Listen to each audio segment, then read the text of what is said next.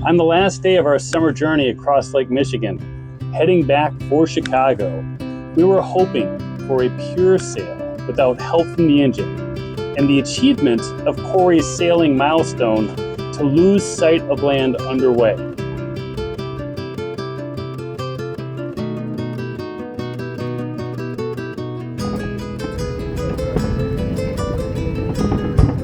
Sailboat sailors tend to loathe turning on their engines unless they absolutely have to. The wind forecast on this particular day made that proposition likely. The wind started coming off exactly from the direction we wanted to go, and a sailboat cannot sail directly into the wind. So in order to sail, we started heading on a northwesterly course with the aim of getting as much westerly miles as possible, while for now giving up the southern part of our journey. We spent approximately 2.5 hours with the wind coming from our port side and the wind slowly shifting to the north, so that it frustratingly pushed our heading further and further north, sacrificing westerly miles. Maintaining our desire to sail the entire way, we decided to change our heading and put the wind on our opposite side of the nose to start gaining traction to the south while still making as much westerly miles as possible. The wind was coming from the west by northwest, which was now helping that plan. Over the course of the next 2 hours, the wind slowly backed to the direction from which it was originally coming from. And you can see from this track that while we were making good southerly progress, we were actually starting to lose our westerly ground, getting pushed back slightly to the east, which was the wrong direction. This was not a sustainable proposition. We had to tack, or in other words, turn through the wind once more. Mind you, as the wind backed, it also decreased in strength to a modest 7 knots, which caused our boat speed to slow to a slower pace of 3.5 to 5 knots. Once we tacked, we were pleasantly surprised to find that the wind backed even further, so that it soon settled on a much more southerly source direction. And that allowed us to point the nose directly to Chicago, our destination, which was wonderful. And it wasn't long after that we hit the milestone Kory was looking for. We completely lost sight of land in all directions.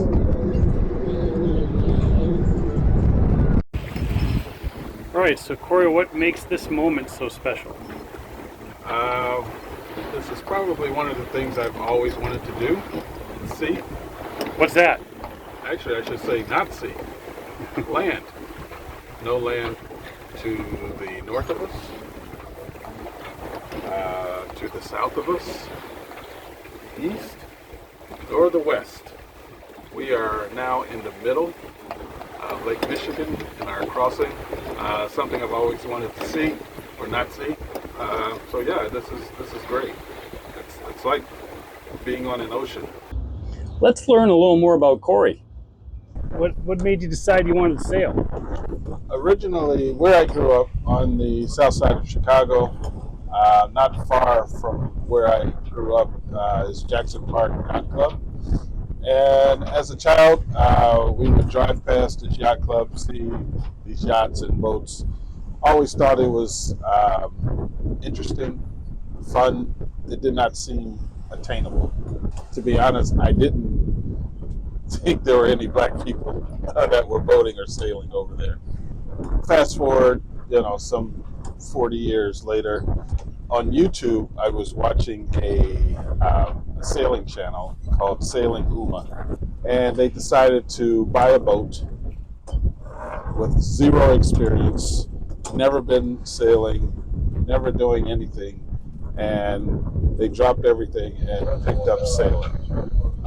And I followed their journey, and I was just so enamored by what they were learning on the fly. You've been doing this now for about 10 years. You must find it rewarding. What about sailing really keeps you coming back?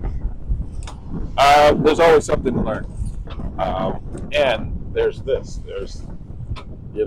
going out, we have the motor on, we lift these sails, and then there's all you hear is the water. And it is the most calming thing, especially after a week of work or after a day of work. It's just one of the best feelings that I can imagine. Kory had volunteered to cook underway in these easy sailing conditions, and he prepared for us an excellent helping of spaghetti with Italian sausage. This was prepared and consumed in mid to late afternoon, so that we would rely on this meal to sustain us into Monroe Harbor, Chicago, as the evening progressed.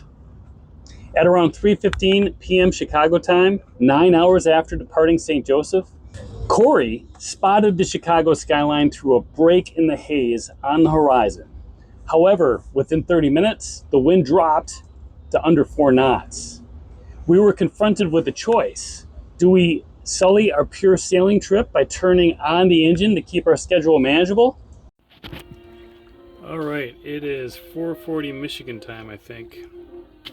And we're looking here, and the sea state is very, very calm, and the wind is down to under 4 knots. We're about under 25 miles, maybe 23 miles from Chicago. We certainly see the buildings. I think we're going to turn on the engine for a little bit because, like I said, the wind turned to below 4 knots. I'll show you.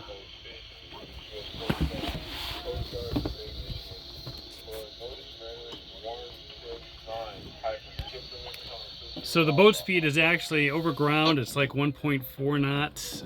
That is a crawl. I do think that, we're still kind of in the middle of the lake, and this lake acts like a high pressure system, and actually the wind circulates out of it. And that's probably what's happening right now. It's like we're in the middle of a high. So we need to get out of that. We're gonna help out a little bit with the engine.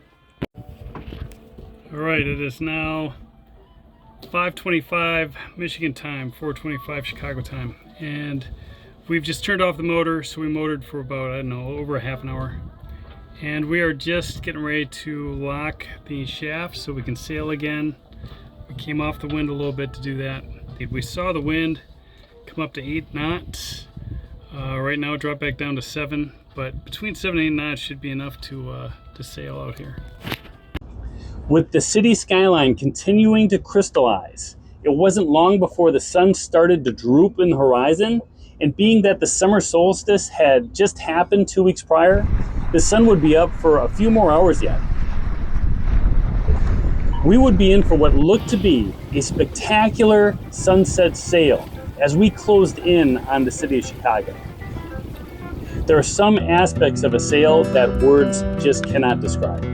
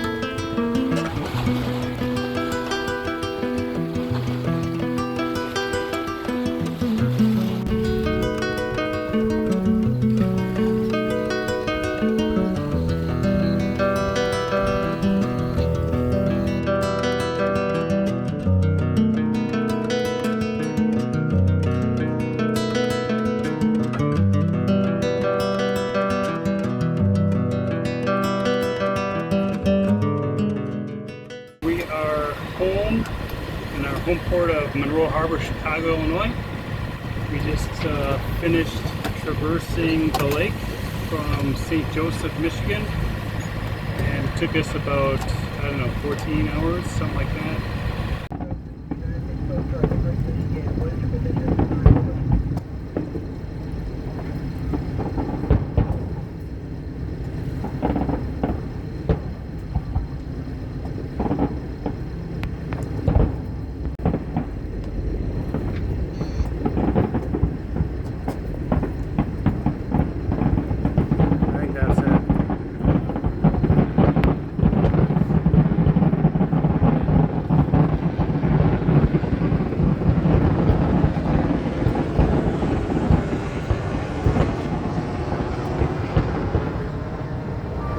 After the fireworks, as we closed in on the mooring location for Silver Heels, we noticed lightning out on the lake, in the general area that we were just sailing hours before. We did make short work of mooring, and by about 9:45, Kory was able to collect his things and depart the boat before the water taxis ended their service for the evening. I decided to stay on Silverheels to see one more sunrise from the boat. I want to thank my current subscribers for your patronage. I really appreciate your support. If you have stayed until the end, I'd appreciate it if you'd press that like button. This action is free to you and can really help this channel grow. This is Sailor Eric. Thanks for watching.